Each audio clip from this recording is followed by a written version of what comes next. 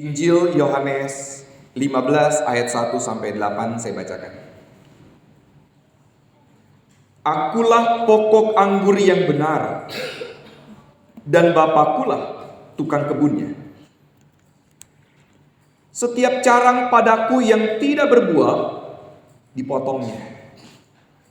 Dan setiap carang yang berbuah, dibersihkannya, supaya ia lebih banyak berbuah. Kamu memang sudah bersih karena firman yang telah kukatakan kepadamu. Tinggallah di dalam aku, dan aku di dalam kamu. Sama seperti carang tidak dapat berbuah dari dirinya sendiri kalau ia tidak tinggal pada pokok anggur. Demikian juga kamu tidak berbuah jikalau kamu tidak tinggal di dalam aku. Akulah pokok anggur dan kamulah carang-carangnya. Siapa yang tinggal di dalam aku dan aku di dalam dia, ia berbuah banyak. Sebab di luar aku, kamu tidak dapat berbuat apa-apa. Siapa yang tidak tinggal di dalam aku, ia dibuang keluar seperti ranting dan menjadi kering. Kemudian dikumpulkan orang dan dicampakkan ke dalam api lalu dibakar. Jikalau kamu tinggal di dalam aku dan firmanku tinggal di dalam kamu, mintalah apa yang kamu kehendaki, maka akan diberikan kepadamu. Dalam hal inilah Bapakku dimuliakan, bahwa kamu berbuah banyak dan menunjukkan kamu adalah murid-muridku. Amin. Sampai demikian pembacaan Alkitab kita. Yang berbahagia ialah kita yang mendengar firman Tuhan, terlebih kita yang memelihara dalam hidupnya. Haleluya.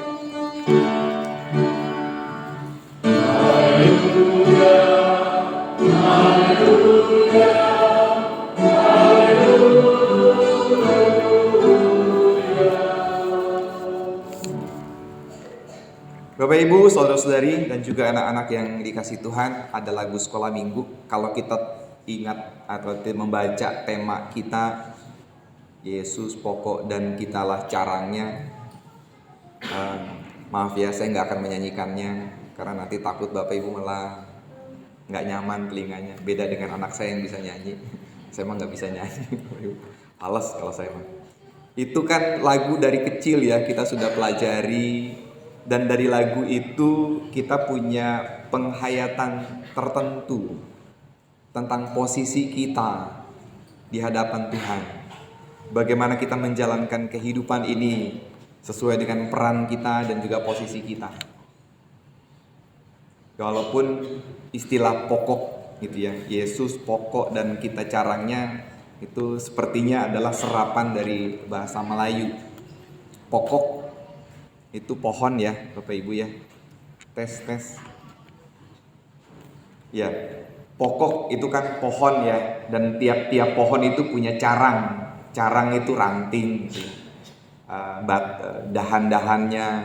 Dan darinya kemudian bergantunglah buah-buah yang bisa dinikmati oleh orang-orang.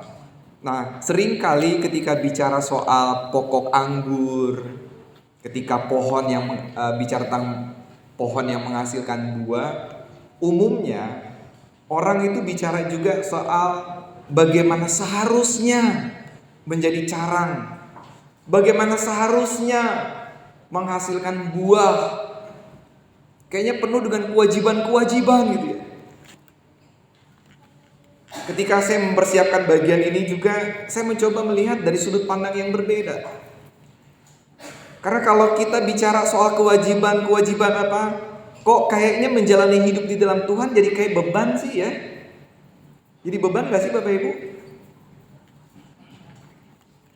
Bapak Ibu menjalankan kehidupan sebagai orang Kristen itu jadi beban gak sih? Enggak ya? Tapi kok kenapa yang dibahas soal kewajiban, bagaimana menjalankan kehidupan yang begini, yang begitu, nanti ada hasilnya, ada buahnya. Kok jadi kayak berat ya?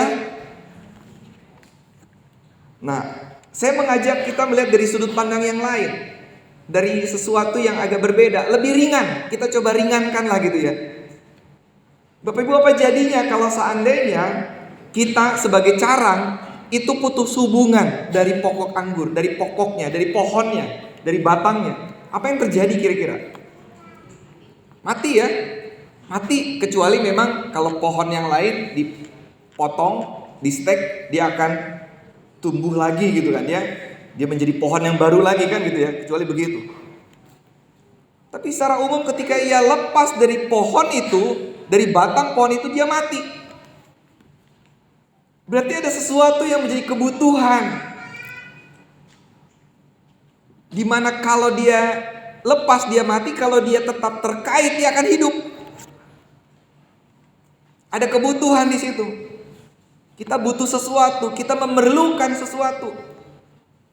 Jadi kalau yang tadi di awal-awal biasanya kalau ya soal kewajiban itu kayaknya rasanya beban. Sekarang kita lihat kondisi kita sebagai carang itu ternyata membutuhkan sesuatu. Bukan karena kita sedang punya kewajiban tertentu, punya pekerjaan tertentu yang harus diselesaikan. Bukan semata-mata itu. Keberadaan kita sebagai carang dengan demikian integral. Kewajibannya ya iya, tapi pada saat yang sama juga kita butuh sesuatu, butuh sumber hidup, butuh hal yang membuat kita tetap punya eksistensi, keberadaan. Karena kalau lepas dari itu, ya tinggal dicampakkan, tinggal dibakar, hilang, lenyap, nggak ada bekasnya. Sebagai manusia, bukankah kita juga butuh itu? Butuh kehidupan, butuh menikmati peran di dunia ini dan dirasakan dampaknya juga. Butuh ternyata. Saya mau perluas juga dalam konteks begini. Ini mungkin kelihatan ngaprak ya, tapi ini pertanyaan dasar, pertanyaan penting buat kita juga. Bapak Ibu berkebaktian di hari Minggu seperti yang kita lakukan saat ini, itu kewajiban atau kebutuhan sebetulnya? Benar. Kewajiban atau kebutuhan? Kebutuhan. Yakin? Betul? Kalau kebutuhan terus kenapa harus diuprak-uprak bangun ke gereja? Kalau kebutuhan terus kenapa harus diuprak-uprak? Ntar datangnya pas udah mau berkat, datangnya pas lagi, warta jemaat sih tadi di awal ya. Kalau itu kebutuhan mestinya kita mencari, mengejar dari awal. Kalau bisa bagus-bagus sebelum mulai kebaktian, memang mengkhususkan diri, menyiapkan hati, fokus pikirannya, hatinya. Jangan ketika datang waktunya mepet-mepet, itu mah kewajiban. Kalau butuh, saya akan mengejar, kalau bisa saya yang pertama dapat. Betul nggak? Itu mentalitas. Jadi kalau Bapak Ibu menjawab kebutuhan, tanya lagi deh. Bener nggak sih kebutuhan? Itu juga dalam peran kita sebagai carang. Kita ini menjadi carang sebagai kebutuhan atau memang ini kewajiban kita? Kalau Bapak Ibu menjalankan peran sebagai carang yang menghasilkan buah, maka niscaya kehidupan yang dijalaninya itulah kehidupan yang berpadanan dengan apa yang dihasilkan oleh batang itu. Apa itu? Kehidupan.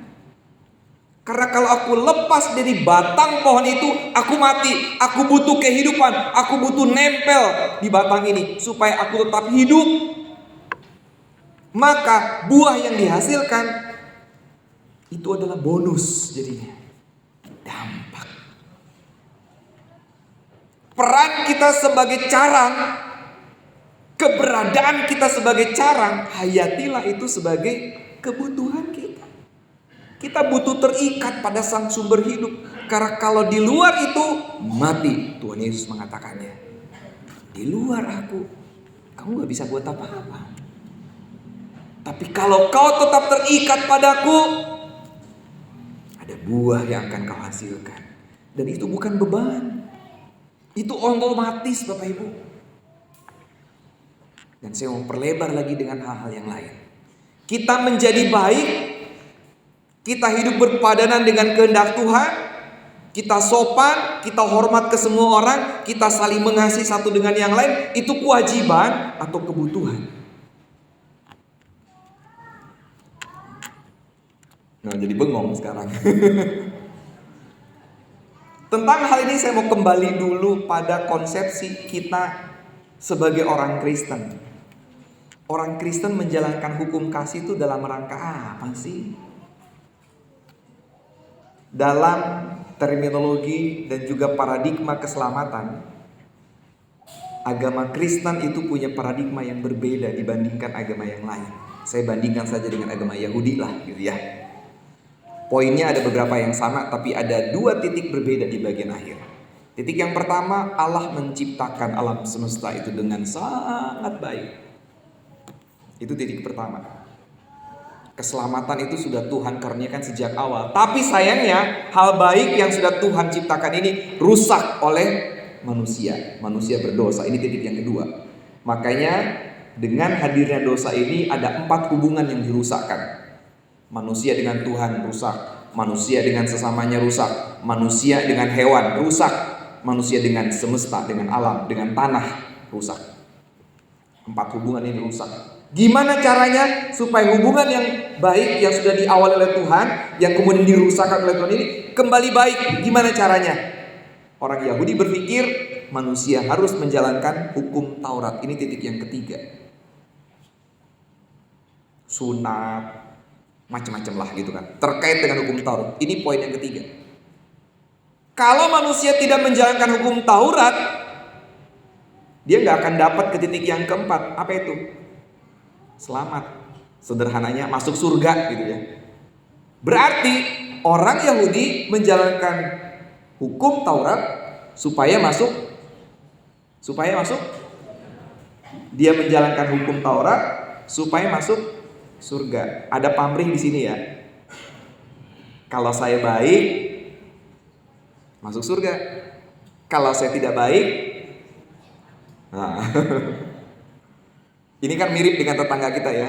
Cuma kalau tetangga kita nanti diukur-ukur, ditimbang-timbang, pahalanya seberapa banyak, gitu kan ya. Kira-kira begitu ya, maaf ya. Tapi ini paradigma kebanyakan agama itu kayak begitu. Tuhan menciptakan dengan sangat baik, manusia berdosa, manusia harus menjalankan hukum, baru masuk surga. Pahalanya adalah surga. Pamrih dari perbuatan baik adalah surga. Dalam agama Kristen nggak begitu, Bapak Ibu. 1 dan 2 sama. Tapi yang ketiga, kita sudah rayakan beberapa minggu yang lalu.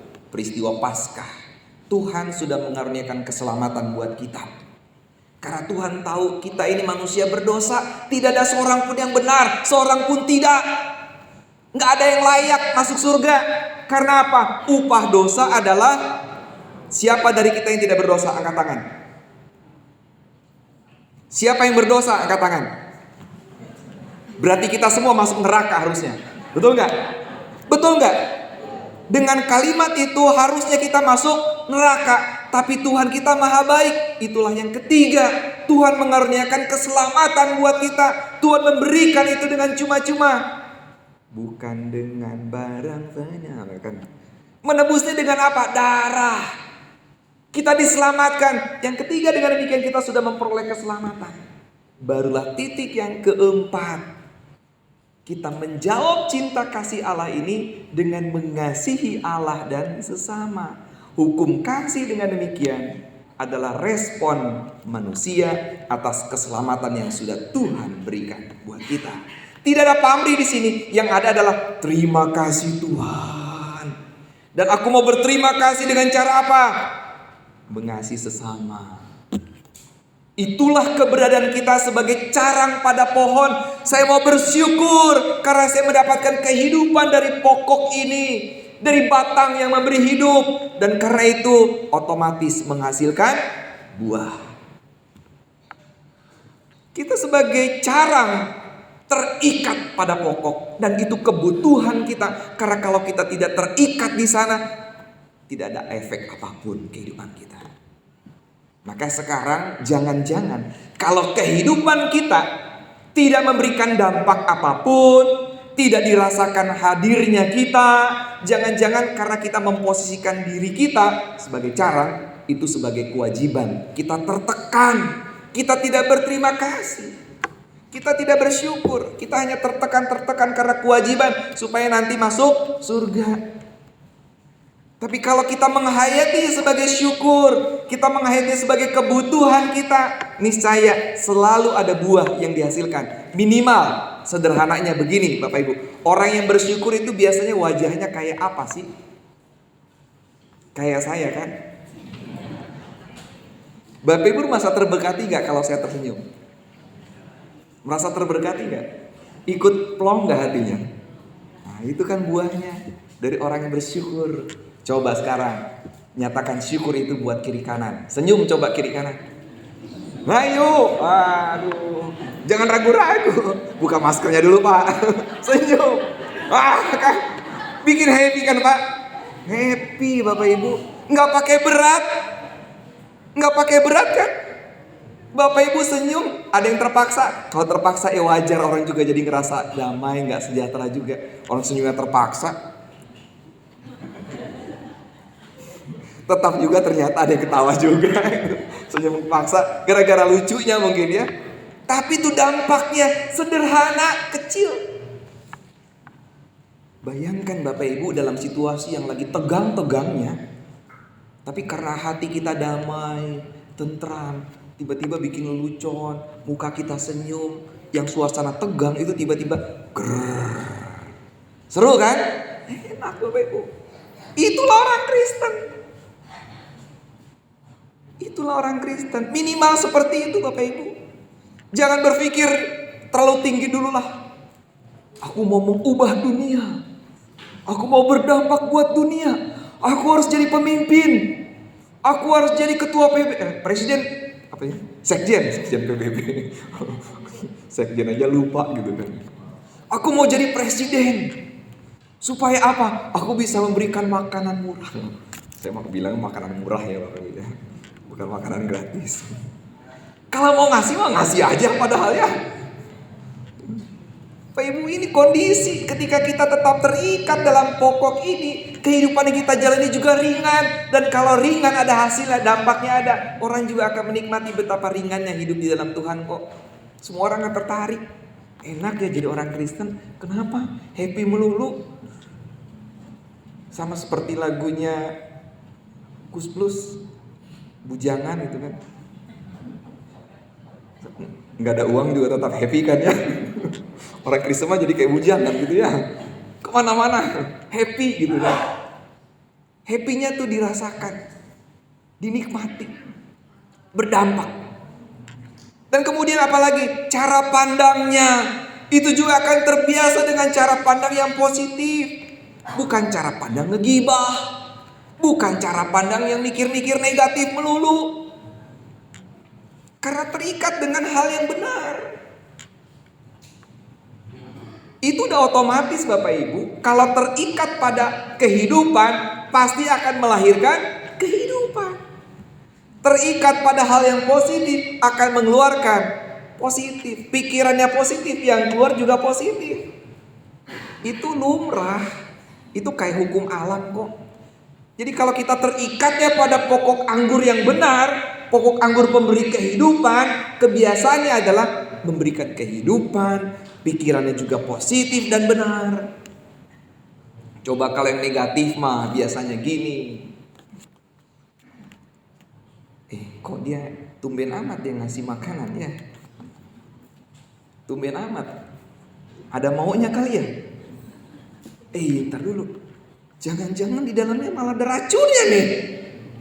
Itu kebiasaan negatif pikirannya Bapak Ibu, betul nggak? Sama seperti umpama gitu kan, orang ngelemparin pisang. Waduh sebel, dilemparin pisang. Tetangga jahat banget tuh, lemparin pisang aja. Sebel banget kayaknya sama gua nih. Itu pikiran negatif. Tapi orang yang berpikir positif, ketika dikasih makanan, dilemparin pisang, "Oi, terima kasih ya, kebetulan gua lagi lapar." Betul nggak? Itu yang positif Bapak Ibu. Pikiran kita akan terbiasa dan gak perlu dipaksa-paksa. Lu harusnya pikir positif, harus gini. Enggak. Kalau dia sudah terikat pada pokok yang benar, kebiasaan berpikir benar, maka yang keluar juga benar, positif. Maka dengan demikian, satu kata tambahan yang mau saya tambahkan di bagian ini. Ketika kita bicara soal pokok anggur yang benar, ini adalah gaya hidup. Bukan satu kata ya itu. Dua kata itu. Gaya hidup. Gaya hidup kita. Karena apa? Terikat di situ. Sama seperti kebiasaan kita terikat dengan zaman modern. Kebiasaan kita yang terikat pada zaman modern itu selalu terkait dengan dua kata. Ada yang tahu Bapak Ibu? Dua kata. Orang yang hidup di zaman modern itu terikat dengan dua kata. Efektivitas dan efisiensi. Kita terikat dalam zaman modern nggak? Sadar atau nggak sadar? Iya.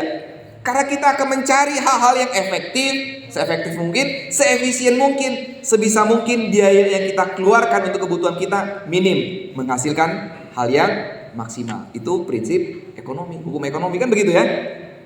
Itu kebiasaan kita. Maka dalam membangun relasi kita juga punya kecenderungan begitu. Sama halnya kalau kita menjadikan diri kita sebagai carang yang melekat pada pokok anggur yang benar, maka gaya hidup kita adalah gaya hidup yang memang terkait pada pokok anggur ini, yang memberikan kehidupan sekali lagi, yang memberikan buahnya sekali lagi, yang memberikan dampak. Kita akan terbiasa untuk menghasilkan itu, bukan mencari keuntungan. Aku nanti dapat apa ya? Kalau aku rajin ke gereja, aku dapat apa? Kalau Bapak Ibu rajin ke gereja, dapat apa Bapak Ibu? Itu cara berpikir orang yang memang mau mencari sesuatu. Kalau terikatnya pada itu ya, kepentingan, bukan terikat pada pokok anggur yang menikmati berkat dari Tuhan lalu menghasilkan. Loh, kalau gitu saya datang ke gereja ngapain? Untuk apa? Ya memang bukan untuk apa-apa selain mengucap syukur. Hanya mengucap syukur. Itulah kebutuhan kita. Karena apa? Karena Tuhan sudah memberikan berkat buat kita duluan. Tuhan sudah memberikan apa yang kita butuhkan. Yang paling dasar, bukankah Tuhan sudah lengkapi buat kehidupan kita? Kurang apa Bapak Ibu? Nafas? Butuh? Butuh ya? Tuhan udah kasih belum? Kasih. Ada saatnya Bapak Ibu, saat kita memang low kondisi udah sakit banget, oksigen aja kita harus bayar loh. Tapi kita dapat gratis sejak kita lahir. Betul enggak? Kita udah dapat berkat itu. Makanan. Apa yang kurang? Bapak Ibu bisa makan kenyang tiap hari? Berapa banyak yang tidak makan kenyang? Ada kalanya tidak makan kenyang.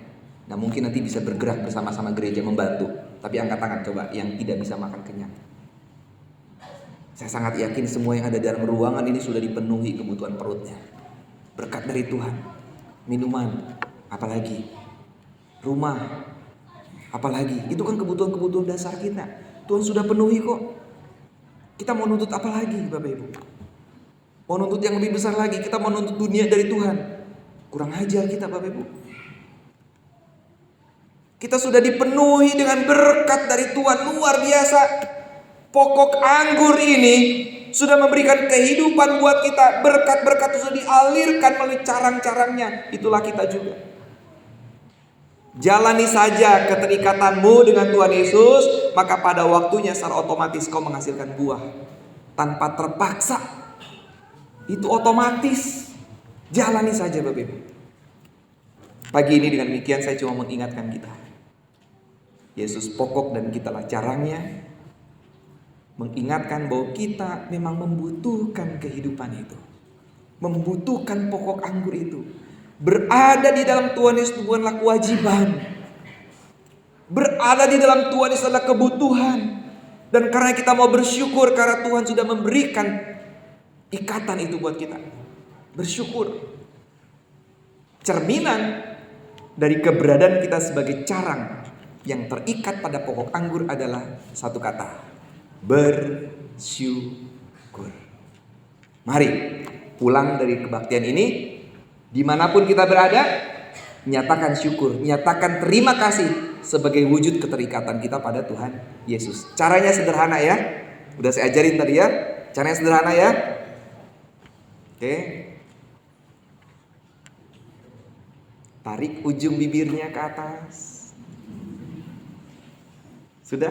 Lihat kiri kanan. Sudah ya? Sederhana kan ya Bapak Ibu ya? Sederhana. Besok-besok, tiap hari gitu kan. Begitu juga. Oke. Senang deh ngeliat Bapak Ibu jadi cantik-cantik dan ganteng-ganteng semua gara-gara tersenyum. Tapi coba Bapak Ibu mukanya kalau kata orang Jawa baut. Apa kabar? Baik. Dari mana? Dari kemarin. Kan gak beres dari kehidupan kita. Udahlah, gak usah panjang-panjang lagi. Jalani kehidupan dengan bersyukur. Yesus pokok dan kita lah caranya. Hasilkan buah karena kita bersyukur kepada Tuhan. Tuhan berkati. Amin.